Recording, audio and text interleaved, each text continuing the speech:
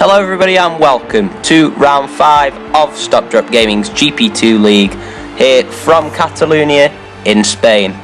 I'm here in the Lotus once more to take you through the race highlights, and here we are arriving in Catalonia in 4th place in the driver's standings. Robin leads the way with 75 points, although missing the Bahrain round as well as this round, with Reckless Samster taking victory in his first Grand Prix last time round. The battle for 4th is also hotting up, with myself, Shaney, Chris Dixon, Itachi and Speed Demon separated by just 4 points. Unfortunately, Chris Dixon couldn't make this race, and he is my new teammate, if you didn't know that, for the Lotus team. So here we are for the qualifying lap from my point of view, and let's see what I could produce here in Catalonia.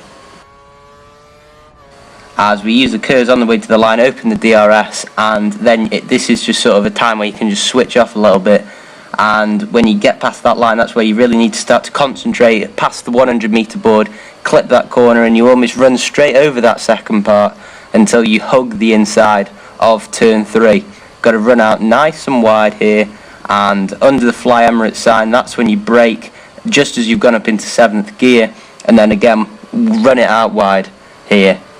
And this corner is a first gear corner if you want to get the best traction, getting out a little bit of a wobble on the exit, but that's not too much of a problem for myself, as there's a Ferrari Speed Demon just moving out the way. Ride it over that sausage curb very slightly, and then full lock going here, just avoiding the gravel into the first DRS zone of the lap, and here just nearly clipping the apex. The most difficult corner on the track, I'd say, before you run it over that curb. Feel the G-force going through your body, through that right-hander, and now this is the technical section of the lap. There is really sort of 2 sections to this lap as you clip those 2 apexes, run it out nice and wide as Shaney sets the fastest lap using curves and across the line, which was the fastest lap at the time and was enough for P4 on the grid. Here is the whole grid, with Mitchell taking pole by 0.7 of a second from Reckless Samster, who was on the prime tyres. A great showing from him. Matt was 3rd, I was 0.2 off Matt, with Vortex, Shaney, Mackenzie and Itachi all within around 0.2 of a second of each other, and well, that was the top 8, very tight for the top 8. And then we have the rest of the grid from 9 down to 12th, with Bryant 1.4 or pretty much 1.5 off the top time, which was set by Mitchell. Gitter didn't have a great qualifying, as didn't Speed Demon, with Red J bringing up the rear. Robin, Chris Dixon, Stig and Online Adam didn't attend this race.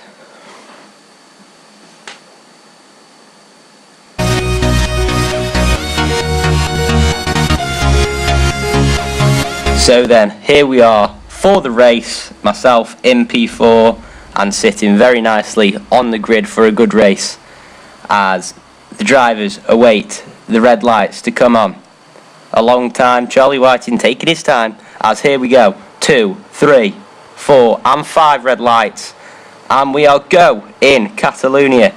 Matt gets a bit of wheel spin off the line, but it's a much better start than Samster, who's on the prime tyres, and now I've got Vortex behind me that I've got to try and defend as I use all my curves, as Samster very much struggling to get off the line, but he does just brake a little bit later as I clip the back of him, but just about managed to get round him. And Mitchell manages to keep his lead intact as Samster keeps his way from his teammate Vortex. And now as we go into the hairpin, a second overtaking opportunity on the lap, as Matt tries to extend his advantage over myself, and he looks to be doing that at the moment, keeping on Mitchell's tails as he runs a little bit wide there.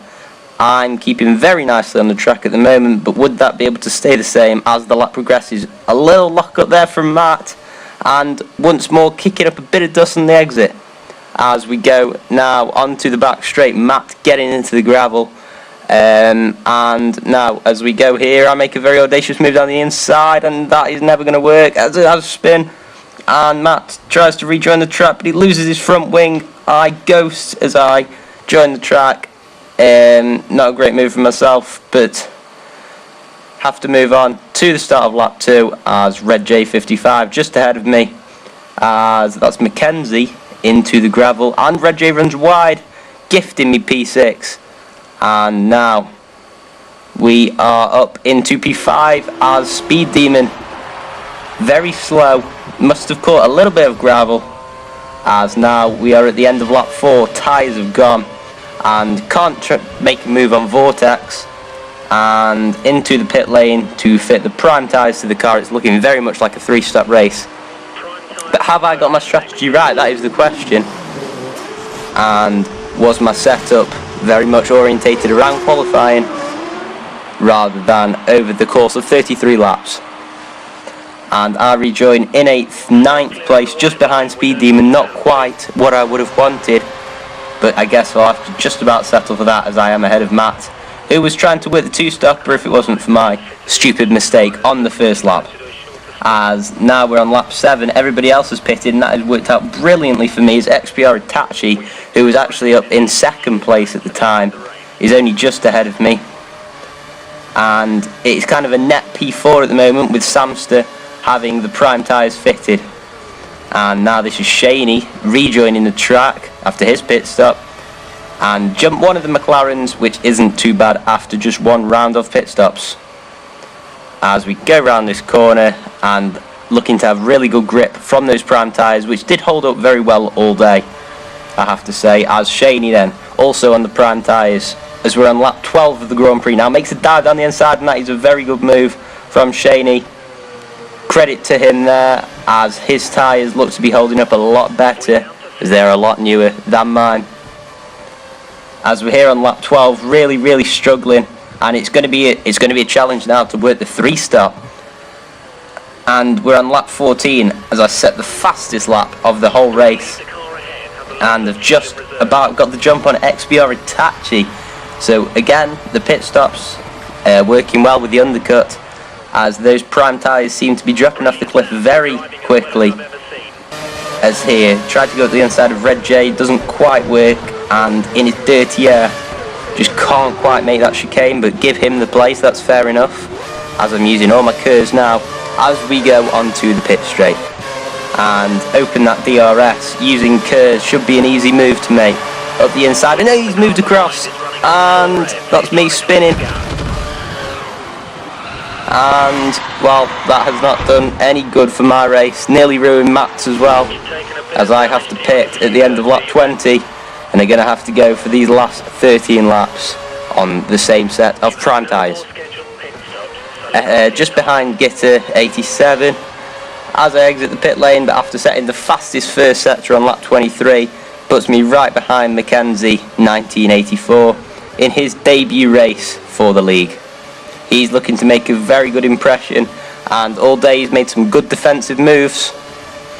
And now we'll have to wait and see whether I have got DRS and can I make that move stick. That Sauber, who's got very good straight line speed, he's tuned that car very well, especially the gear ratios. As I try one around the outside, that one's never going to work, as he has the priority there. He came into the pits at the end of the lap, and we're now on lap 24 as Matt 231. Yet another battle with him after ruining his race basically on lap 1. He's looking for a bit of revenge on myself. And now we're at the start of lap 25. Matt tries to make the move down the inside. There's a little bit of contact, but probably just a little bit of lag involved there as well. You've got to remember that this is racing online. Not as big problems as we had last week, but he moved down my inside with no problem. I give him the space that he requires, but he runs a little bit wide. Once again, he gives me space that I need. Some very fair racing that has been going on in these first 5 rounds of the championship, as now we are once again wheel to wheel. And Matt then tries to make a move down the inside. He's got the racing line. I have to yield once more as we go on the run up to the second DRS turn on the lap. And he kicks up a bit of dust into my visor, but I now have the DRS. Is it going to make the move stick? No, not this time. The pit straight is proving to be really the only overtaking opportunity in the lap, unless people make mistakes, and that is exactly what Matt's done there. He's just kicked the tail out as I'm on the outside and make that move for a net P4, which has now been made definitely P4. as others have pitted. And now, with just 5 laps to go, my tyres have gone off quite badly. Matt, though, has been running in my dirty air for quite some time now, so his tyres will also be suffering. I managed to just get a little bit of a gap, just about enough to protect myself from him, as I'll take that inside defensive line, nearly kick the tail out. As you can see, the tyres have already gone with 5 laps to go. He'll try and make a move around the outside, but that's not going to work, as Shaney is also there, ready to prowl, and Vortex is also catching up on this battle.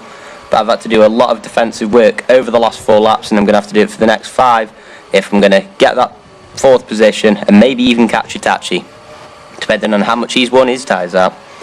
And as you can see, giving 8/10 slower through that lap, as Matt in the Sauber, which has looked very, very quick in the straight line with the Ferrari engine. As he tries to make a lunge down the inside, he just about gets enough room, but I have to run it over the sausage curbs. But actually everybody maintains position. As we close into the end of the first sector, Matt thinks about that move down the inside, but thinks wiser of it. As now Matt's one of the best attacking drivers in this league, as he's proved to be very difficult to overtake, but also very difficult to defend from. As now, once again, we move into the DRS zone.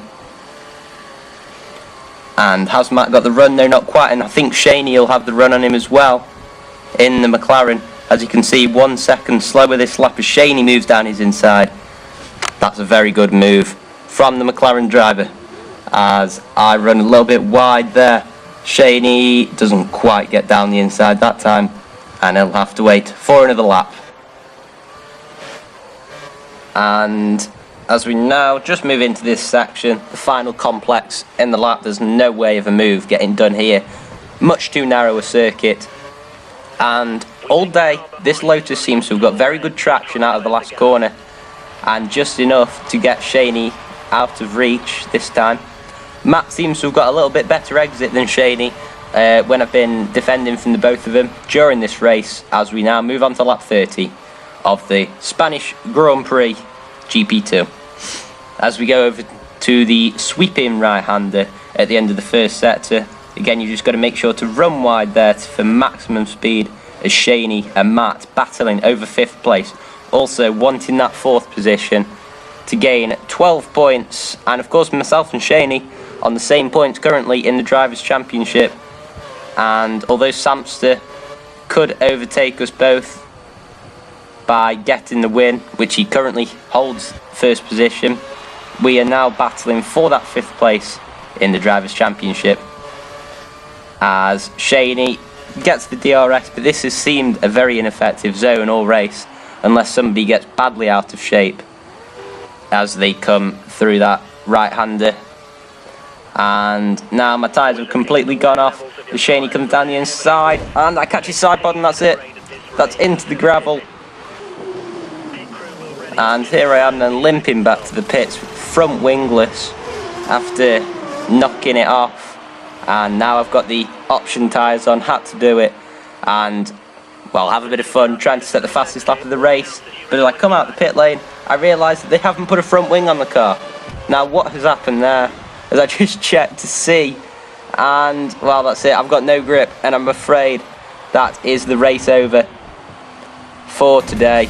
And Reckless Samster took his 2nd win in 2 races, with Mitchell and Matt making up the rest of the podium.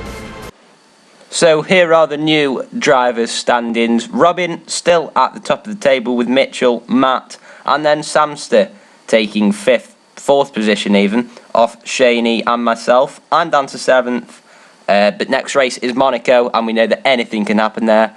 Robin's back, I'll be back next week, and until next time, goodbye.